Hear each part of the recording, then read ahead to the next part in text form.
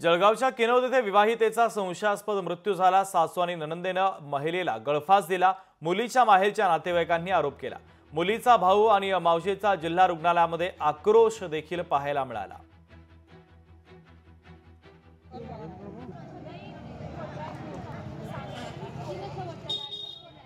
तुझ्या बहिणीला घेऊन जा येऊन जा इथं तिने मला मारहाण केली। तिचे सासू असं म्हणणं होतं। तिच्या सासू ननद आणि एक दुसरी तीन नंदा आणि सासू हे म्हणत होते की हिने आम्हाला तिन्हींना मारहाण केली। आता ती एकली ते एवढं 4 जणांना कसं काय मारणार आहे।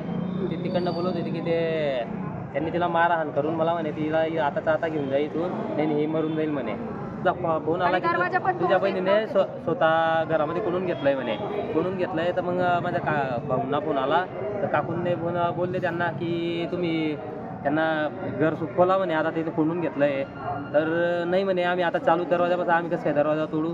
त्यांनी दरवाजा खोलला नाही, तोपर्यंत आम्ही आले तोपर्यंत त्यांनी फासावर लटकून गेली।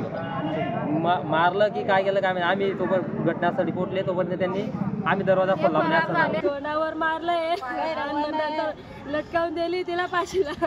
2 दिले भाऊन पैसे, एकदार 50,000 दिले, एकदार 27,000 दिले। घर बांधण्यासाठी ते गडे पैसे मागत होते तिले।